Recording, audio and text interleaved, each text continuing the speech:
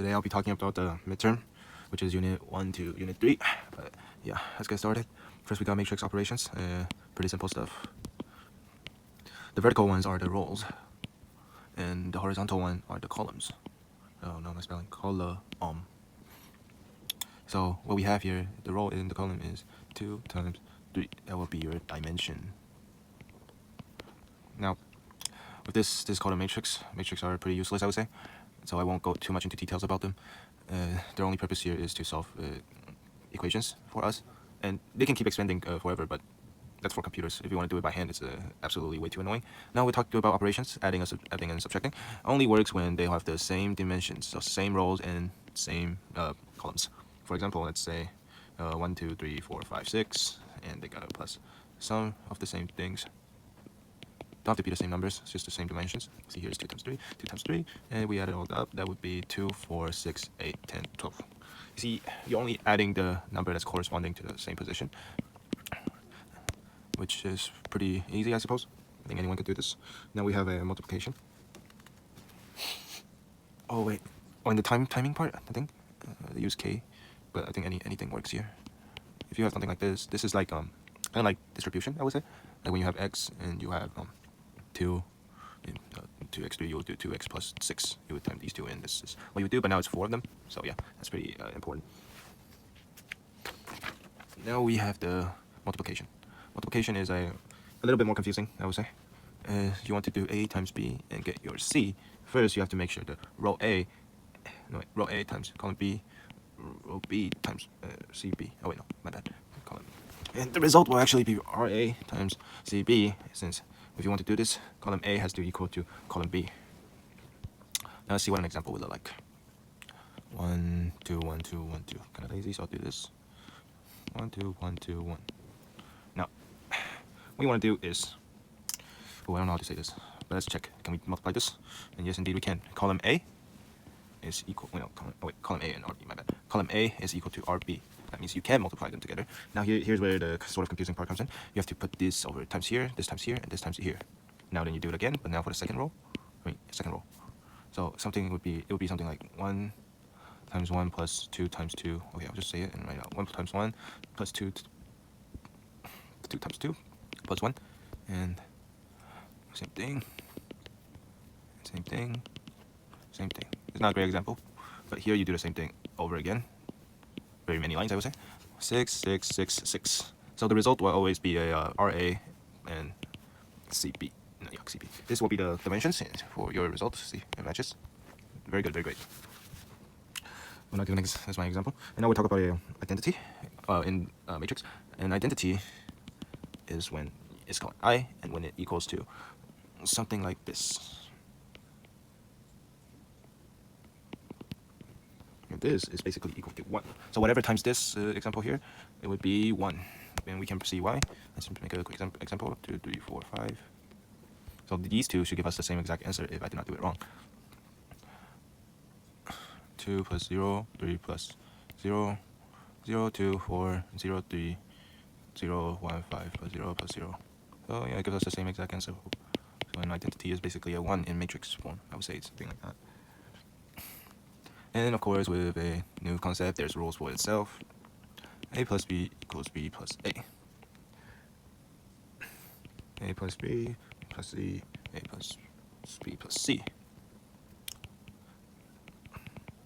It's the one we saw earlier. Distribution like looking thing.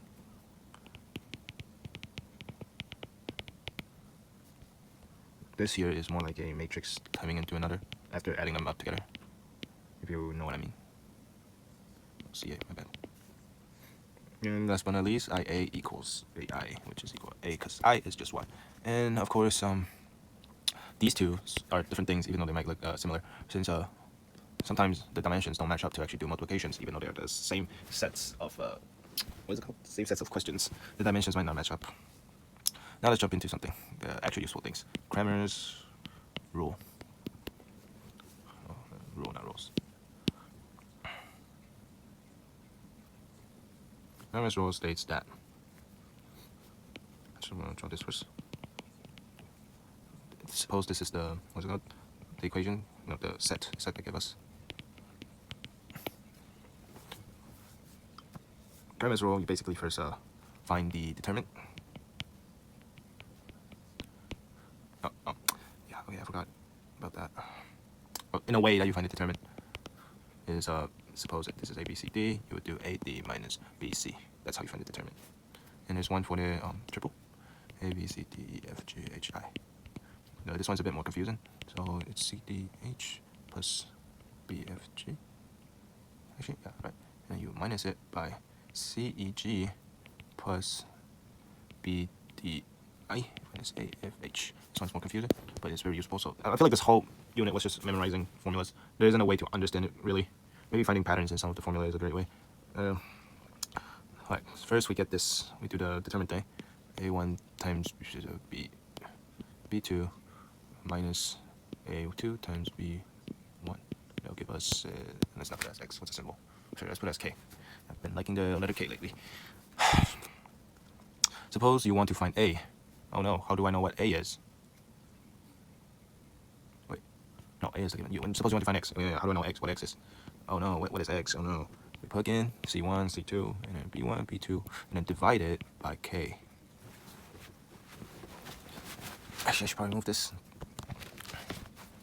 This will give you your answer after you divide it by whatever you got here. And same for Y. Y is A1, A2, C1, C2. So what I gathered from this information was that whatever you're trying to find, put the end result into the first row. Remove the number that will be in front of your variable, and then replace it with the answer here, and then divide it by the determinant, and you will get your answer. Let's move on. Oh yeah, wait. If the answer comes out to zero, there's infinite solutions. But if one of them is 0, but here it is not 0, then there's no solutions.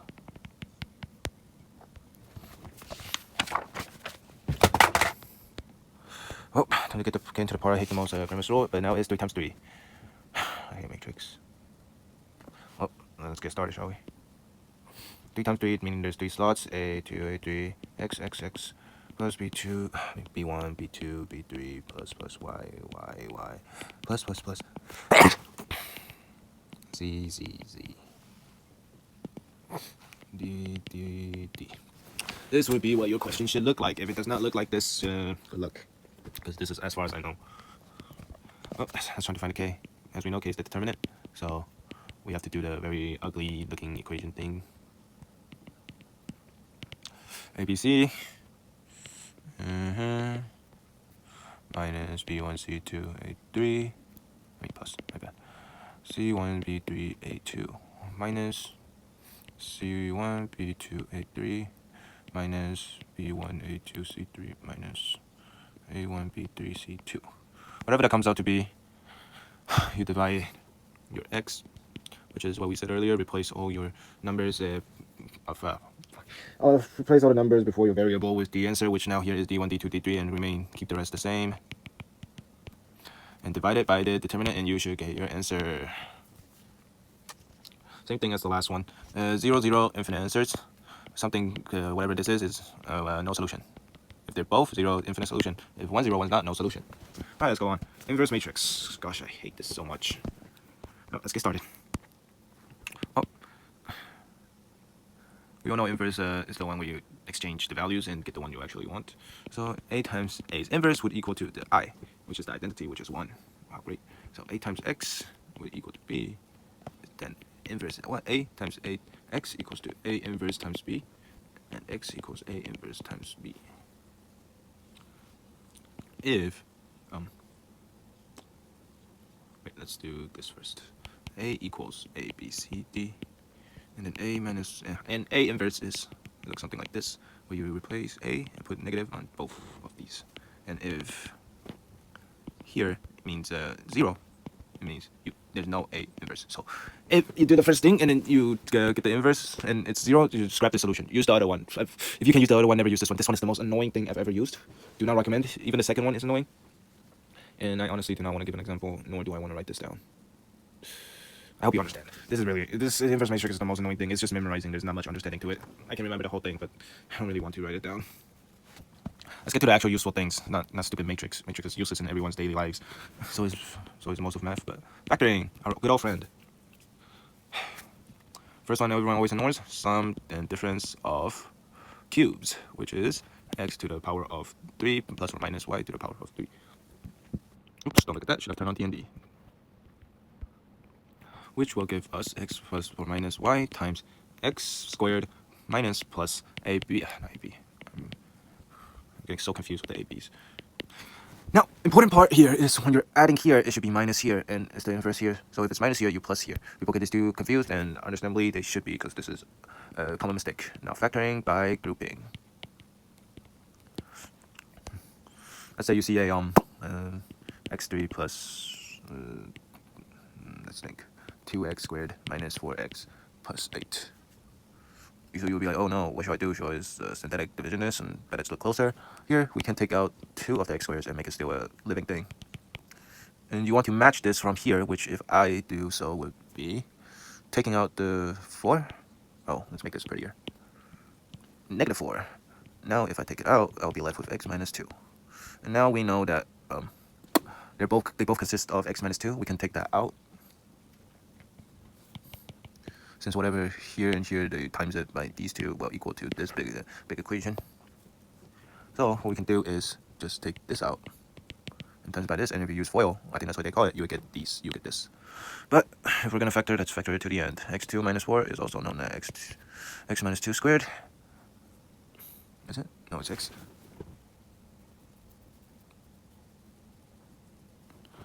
Yeah, it's x minus 2, right? It's not seem hardly convincing. Let's try. Maybe I did it wrong somewhere. Into maybe it's plus.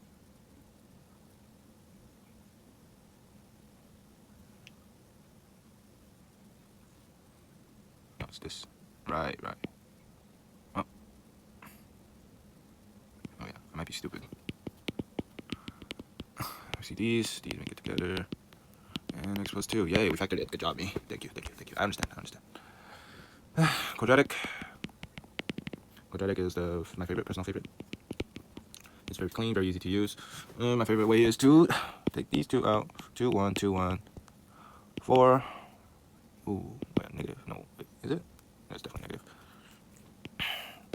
And then we get negative 4 plus negative 1. That gives us negative 5, which is this. So we did it right. Yay. This is our end. And I don't think we can factor this any further, so this is completely factored. And the remainder, theorem. This is when the p of k equals 0, then x minus k is one of the factors. This is more shown in synthetic division, which we could use on this. We could use on this if we want to. Let's cheat a little. Ooh, these are some ugly numbers. Actually, let's not use the second example. This one. x3 minus 2x minus 4x plus 8. We already know the answer is something that looks like this. Let's see if we were right or not. Let's plug in one of the already factored numbers, 2. And here, there's nothing in the front, drop it down. So it's 1. This is basically 1x. Now there's a negative 2. 2 times 2, 2, and 2 plus negative 2 is 0. 2 times 0 is negative 4. No, I mean, 2 times 0 is 0. 0 plus negative 4 is negative 4. Negative 4 times 2 is negative 8. And we will see that it works. The remainder is 0. That means 2 is a factor. Can we keep going? I think we can. Let's see. I think the answer was like negative 2, right? Negative 2, 4, 0, 0. So negative 2 was also an answer. But I think we can go even further. 2, 1, 2, 0. Yep, that is our answer. Yay. See how there's 2? That means there's 2 multi 2. Because there's 2 answers, that would make it. Alright, let's get to the graphing. Our favorite part. It's not my favorite part. I hate this part so much. Graphing, there's 2. Graphing polynomials and graphing rationals. Let's do let's do polynomials first.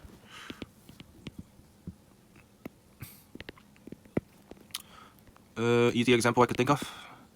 Probably something like this. Let's not do a quadratic. Everyone can do a quadratic. Now there's some things we need to find. Number of complex zeros, which is basically the x-intercept. Possible numbers of real zeros. So these are not imaginaries, they're actual numbers. And then of course with real we have imaginary. This is same, come down. These just means this is the same all by this, so it's all possible imaginary zeros. The new thing here is positive. Oh yeah. The new thing here is positive and negative zeros. Our old friend, possible rational zeros, complex zeros, and end behavior. Complex zero is just basically the answer. Oh, let's start filling it from top down. Number of complex zeros. This one is extremely easy. The highest degree is the amount of complex zeros there are. 3. Oh my god. 3. Yay. Possible number of real zeros. Oh, skip that one first. We know imaginary zeros always comes in pairs. So 0, 2. And we need to make 3 of complex zeros. So 0, 2 is obviously not enough. Let's add 3 and 1. Now these actually make 3 now. That means this is valid. It would be 100% correct. Now positive zeros is the new thing. Is where you count the amount of times it changes from positive to negative. So let me count here. 1 time, 2 times. Oh shit. Oh, it changes 2 times. So positive zeros is 2. And here you always got a minus 2. So it could be 0. And negative zeros is when you put negative x back into where x would be. So here it would still be negative. Here it would be positive. And here it doesn't change. 1. 1. That's it. 1. So here is 1. And here you try to minus 2 as well. But since we don't even have 2, we just ignore it and leave it as 1. Possible rational zeros. This way you look at the front and the back. 2, 1. 2, 1. So I guess it's plus minus 2 and plus minus 1. Now, let's try to find the zeros. To find the zeros, we have to factor. Our greatest friend, factoring. You even have to use this in damn trigonometry. I hate trigonometry. Well, let's try. Since this does not look like a very pretty number, I'll go straight to synthetics. See how I never use matrix, because the matrix is the worst method ever. Anyways, drop this down, times this. 1, that's 4. 1. It seems like this would not work, unless I wrote the thing wrong. Of course I did. I'm a damn idiot. 1. Negative 2, negative 2, negative 2, 0. Okay, so 1 is a solution. But in case, let's check one more stage. 1, 1, 1, negative 1, negative 1, negative 1. So 1 only comes in once. Oh, I'm so sorry. I completely ignored the factors. No, oh my god, I'm such an idiot.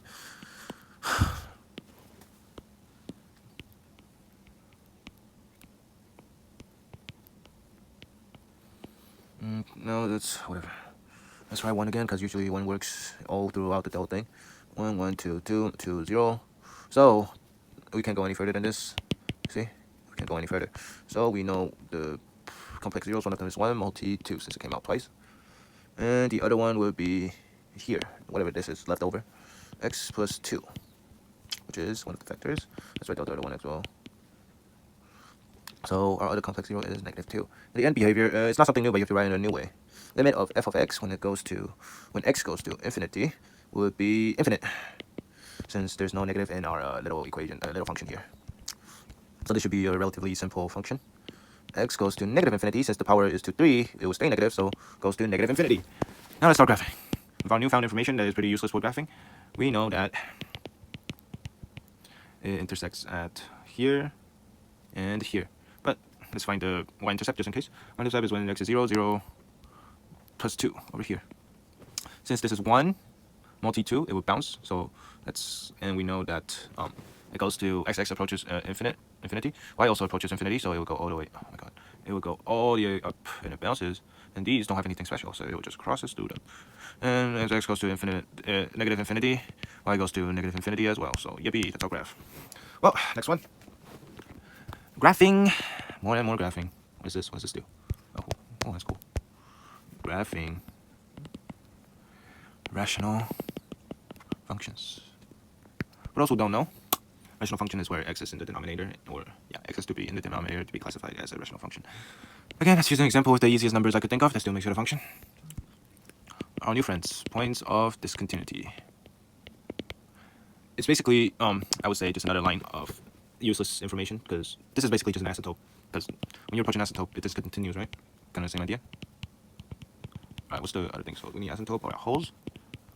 Oh yeah, the new thing, behavior of asymptotes. So this basically means how would the line behaves as it approaches the asymptote. And last but not least, intercept. Oh, let's see. Points of discontinuity. We know denominator cannot be 0, so one of the discontinuity is 3, and I don't see any other points of discontinuity. Okay, the domain cannot be 3, because if it is 3, this whole thing would be undefined asymptote. Vertical asymptote, of course, there's a x equals to 3, since that's our points of discontinuity. But is there a horizontal asymptote? Let's check. What can y not be? Since there's no y on top, I don't see any way we can make this thing a 0, so I would say here, this is our horizontal asymptote. Y equals 1. Holes? None, since we did not do anything. We didn't do any of the crossing out thing, the shenanigans, you know what I'm saying? We didn't do none of this. This is a simple function, there's nothing to be talked about. Behavior of asymptotes. This is the new part. Of course, you gotta write it in the new funky way. Limit of f of x as it approaches 1. X will go to infinity. Right, because where else can it go to? 1, x will also go to negative infinity. Since it's a horizontal line, as you approach this, you either go to infinite or negative infinity. There's nowhere else you can go. Simple, simple, simple.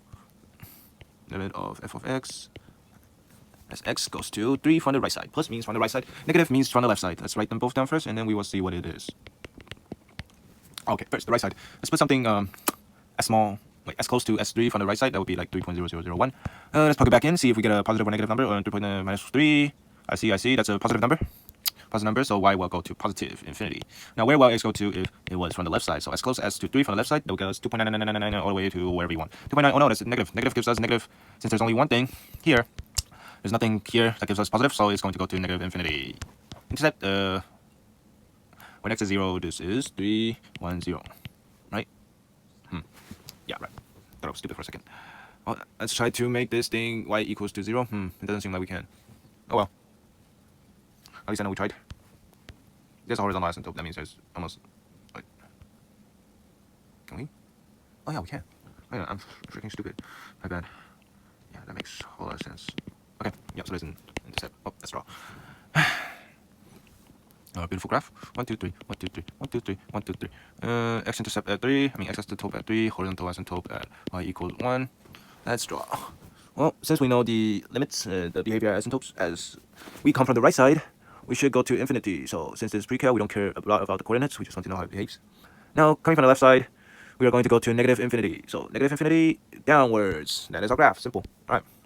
Nothing else really matters. Let's see what else we got. Oh, easiest.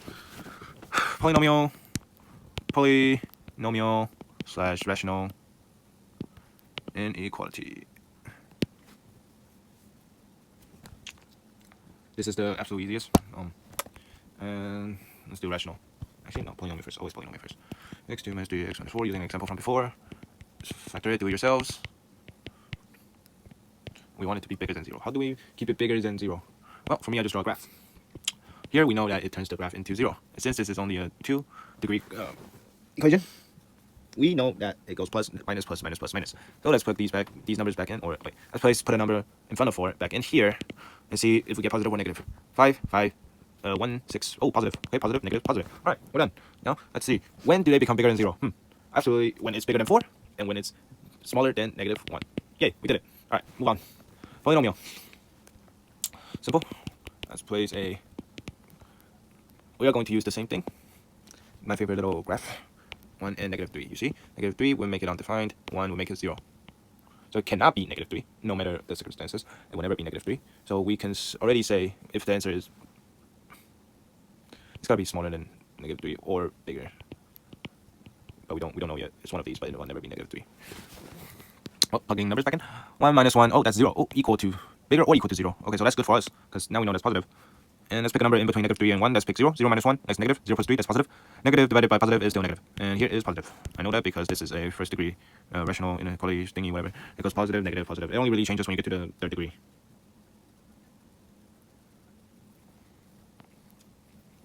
Alright, let's keep going.